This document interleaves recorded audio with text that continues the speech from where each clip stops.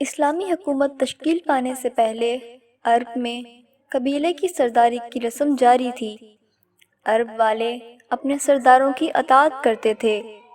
عرب قبیلوں کے مختلف سرداروں میں ایک سردار حاتم بھی تھا جو اپنی سخاوت کی وجہ سے بہت مشہور تھا اور قبیلہ تی کے سربراہ کے عنوان سے یاد کیا جاتا تھا۔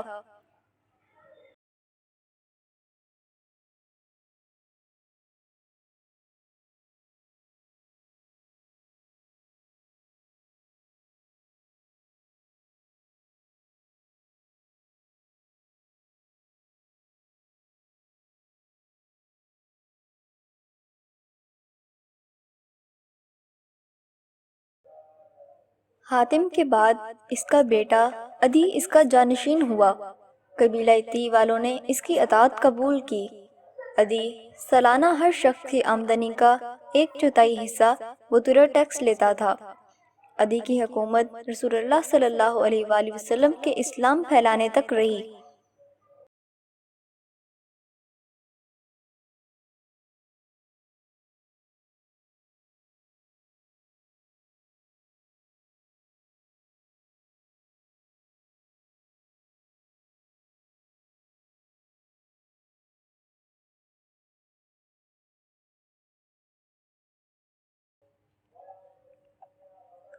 قبیلہ تی بت پرست تھا، لیکن عدی نصرانی مذہب ہونے کے باوجود اس کو لوگوں سے چھپاتا تھا۔ عرب والے جو مسلمان ہوتے جاتے تھے وہ اسلام کی آزادانہ تعلیمات سے واقفیت حاصل کر کے سرداروں کی اطاعت سے آزاد ہوتے جا رہے تھے۔ یہی سبب تھا کہ دوسرے عرب حکمرانوں کی طرح عدی نے بھی اسلام کو ایک بڑا خطرہ سمجھا۔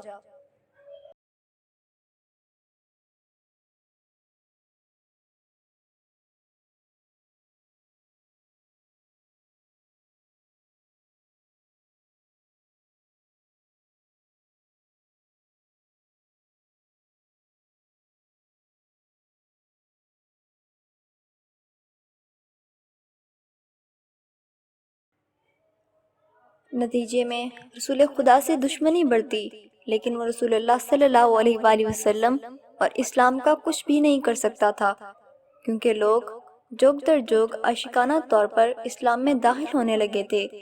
اسلام کی طاقت و عظمت بڑھنے لگی تھی۔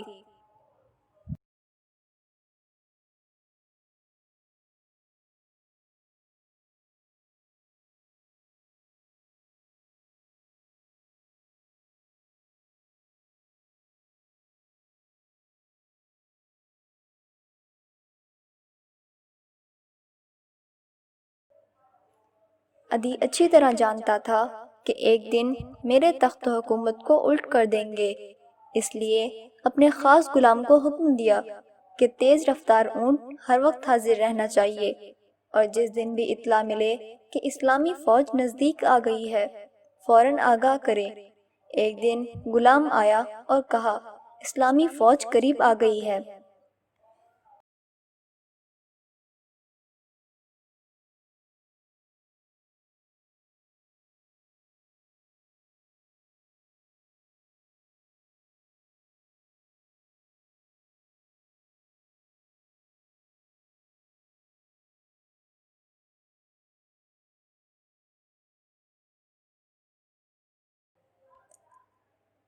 عدی کے حکم کے مطابق اونٹ لائے گئے، اس پر گھر والے سوار ہوئے اور جو سامان لے جانے کے قابل تھا سب اونٹوں پر لاد کر شام کی جانب بھاگ کر اپنے ہم مذہب افراد سے جا ملا، لیکن جلد بازی کی وجہ سے اپنی بہن صفانہ کو بھول گیا اور وہیں چھوڑ آیا۔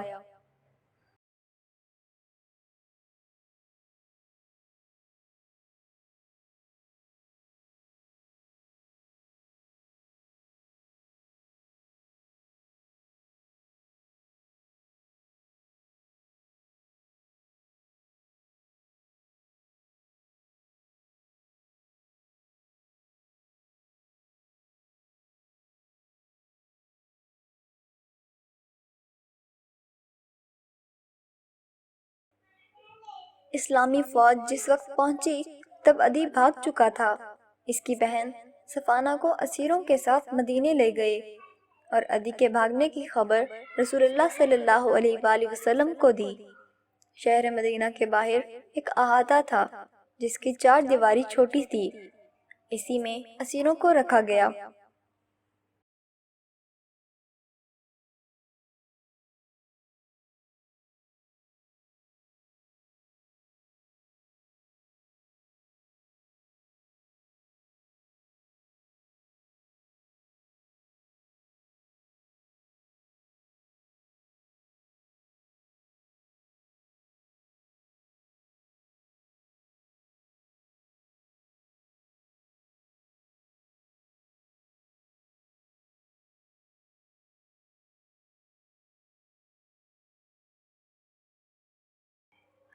ایک دن رسول اللہ صلی اللہ علیہ وآلہ وسلم مسجد جانے کے لیے وہاں سے گزر رہے تھے۔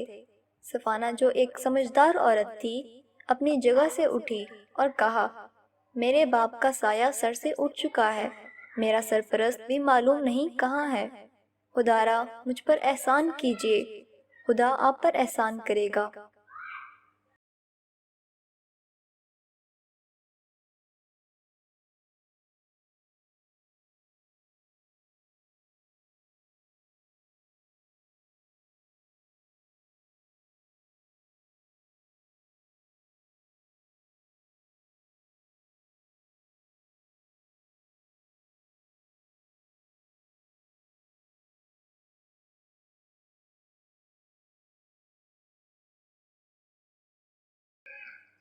رسول اللہ صلی اللہ علیہ وآلہ وسلم نے پوچھا، تمہارا سرپرست کون ہے؟ اس نے جواب دیا، عدی بن حاتم، وہی جو خدا اور اس کے رسول صلی اللہ علیہ وآلہ وسلم سے بھاگا ہے۔ رسول اللہ صلی اللہ علیہ وآلہ وسلم نے یہ فرمایا اور روانہ ہو گئے۔ دوسرے دن رسول اللہ صلی اللہ علیہ وآلہ وسلم پھر اسی طرف سے گزرے۔ صفانہ اپنی جگہ سے اٹھی اور پھر وہی جملے دہرائے۔ رسول اللہ صلی اللہ علیہ وآلہ وسلم نے پھر پہلے دن جیسا جواب دیا اور روانہ ہو گئے۔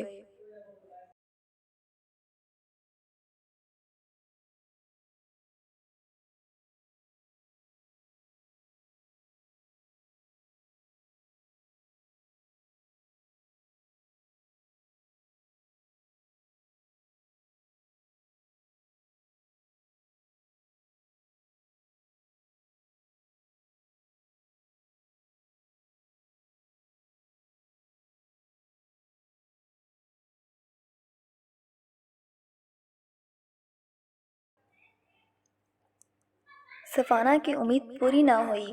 تیسرے دن پیغمبر صلی اللہ علیہ وآلہ وسلم اسی طرف سے گزر رہے تھے، لیکن صفانہ کو اپنی درخواست کے پورا ہونے کی کوئی امید نہ تھی، اس لیے اس نے ارادہ کیا کہ اب وہ کچھ نہ کہے گی۔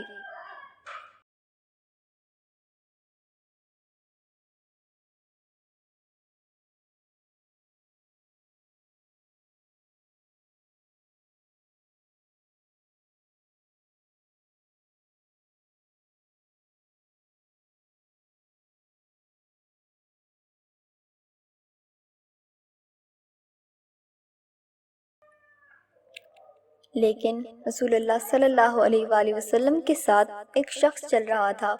اس نے اشارے سے صفانہ کو سمجھایا کہ آگے بڑھے اور اپنی حاجت بیان کرے۔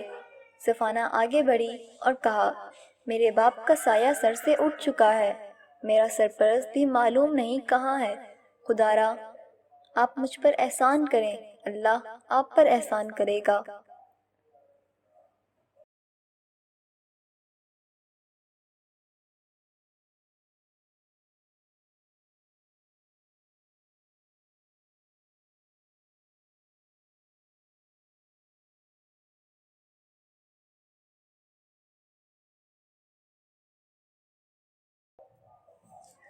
رسول اللہ صلی اللہ علیہ وآلہ وسلم نے فرمایا، بہت اچھا، میں اس انتظار میں ہوں کہ کوئی معتبر آدمی مل جائے تو تجھے اس کے ہمراہ تیرے قبیلے میں بھیج دوں گا۔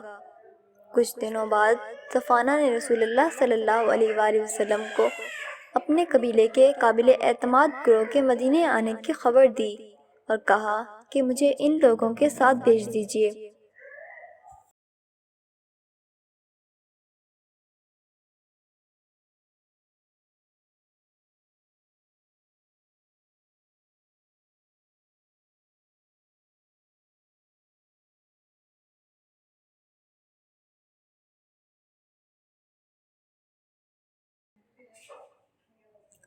حضرت صلی اللہ علیہ وآلہ وسلم نے اسے نئے کپڑے، سفر کا خرچ اور ایک سواری دی۔ سفانہ اس گروہ کے ساتھ روانہ ہوئی اور شام میں اپنے بھائی سے جا ملی۔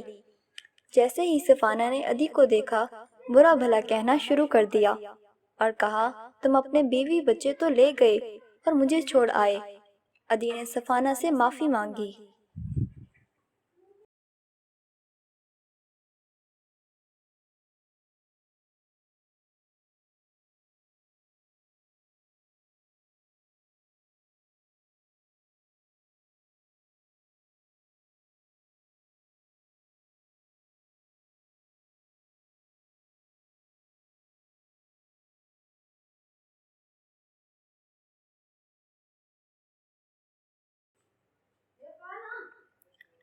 چونکہ سفانہ ایک سمجھدار عورت تھی، اس لیے عدی نے اپنے کاموں میں اس سے مشورہ کیا اور پوچھا، اب جب کہ تم نے محمد صلی اللہ علیہ وآلہ وسلم کو بہت قریب سے دیکھا ہے تو میرے بارے میں تمہاری کیا رائے ہے اور میرے لیے کیا مناسب ہے؟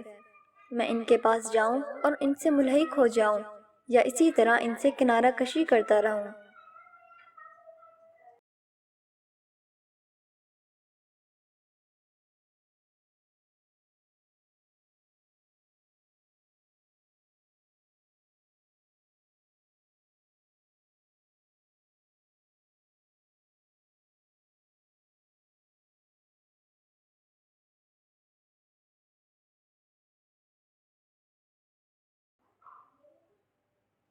سفانہ نے کہا، میرے خیال میں بہتر یہ ہے کہ تم ان سے مل جاؤ۔ اگر وہ حقیقت میں پیغمبر خدا صلی اللہ علیہ وآلہ وسلم ہے تو تمہارے لیے بھلائی ہے، اور اگر وہ پیغمبر خدا نہیں ہے، حکومت کا خواہاں ہے، تو یمن تجھ سے زیادہ دور نہیں، اور وہاں کے لوگوں کے درمیان جو عزت و احترام تجھے حاصل ہے، اس لحاظ سے بے یار و مددگار نہیں رہو گے۔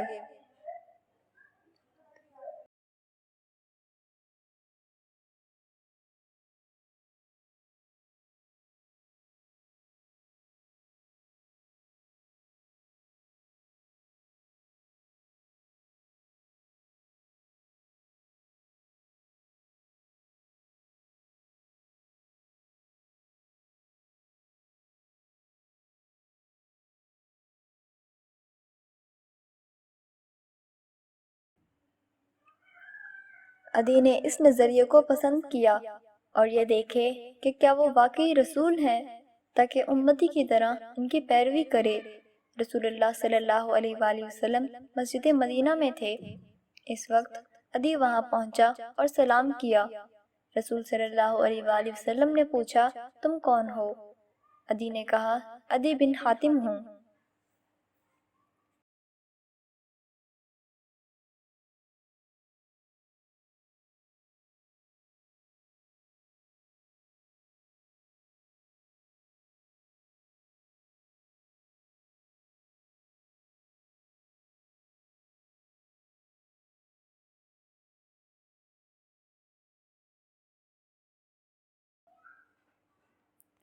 رسول اللہ صلی اللہ علیہ وآلہ وسلم نے اس کا احترام کیا اور گھر لے گئے۔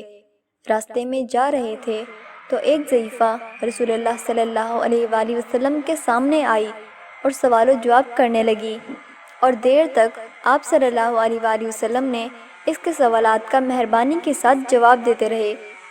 عدی نے اپنے دل میں یہ سوچا کہ ان کا یہ حسن اخلاق ان کی پیغمبری کی علامت ہے، کیونکہ دنیا پرست لوگوں میں اس طرح اخلاق کا برتاؤ نہیں پایا جاتا۔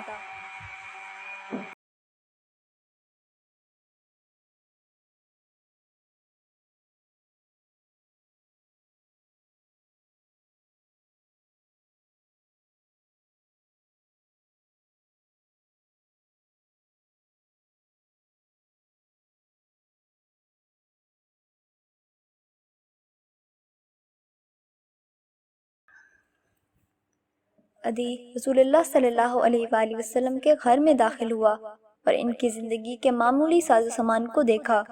رسول اللہ صلی اللہ علیہ وآلہ وسلم خود زمین پر بیٹھے اور عدی کو اوپر بٹھایا۔ عدی نے اپنے دل میں سوچا، یہ دوسری علامت ہے جو صرف پیغمبروں میں مخصوص ہے نہ کہ بادشاہوں میں۔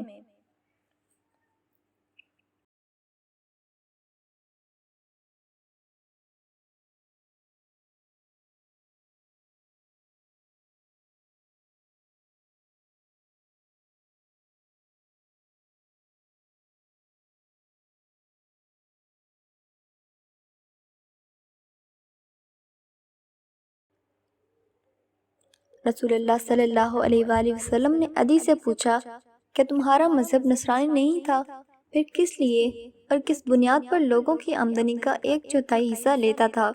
تمہارے مذہب میں تو یہ کام جائز نہیں ہے۔ عدی نے اپنے مذہب کو سب سے پوشیدہ رکھا تھا، لیکن رسول اللہ صلی اللہ علیہ وآلہ وسلم کے کلام سے حیران ہو گیا۔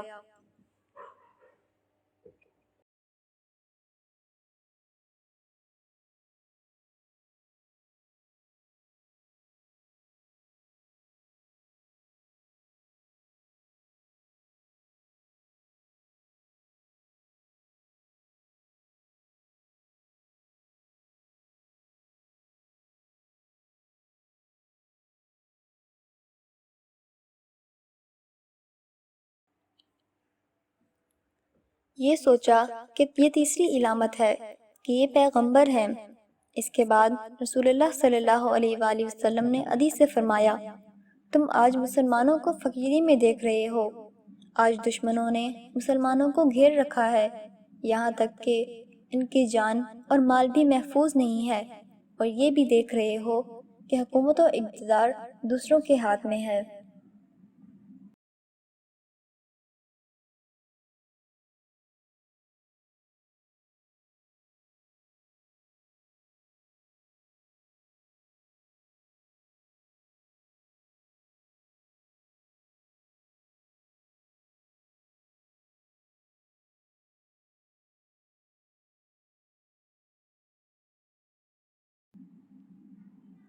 خدا کی قسم، مسلمانوں کو اس قدر مال ملے گا، کوئی فقیر نہ رہے گا، اور دشمن اتنے مغلوب ہو جائیں گے، اور ایسا امن و امان قائم ہوگا کہ ایک خاتون تنہا عراق سے حجاز تک سفر کر سکے گی۔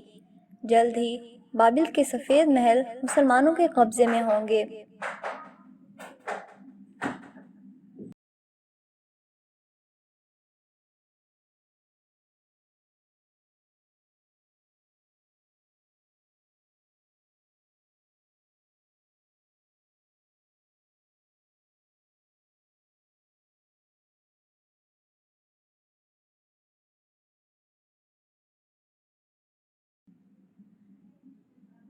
عدی کامل عقیدے کے ساتھ اسلام لایا اور آخری عمر تک اسلام کا وفادار رہا۔ رسول اللہ صلی اللہ علیہ وآلہ وسلم کے بعد کافی عرصے تک زندہ رہا، اور پیغمبر صلی اللہ علیہ وآلہ وسلم کی وہ ساری باتیں یاد رکھی جو پہلی ملاقات میں فرمائی تھی۔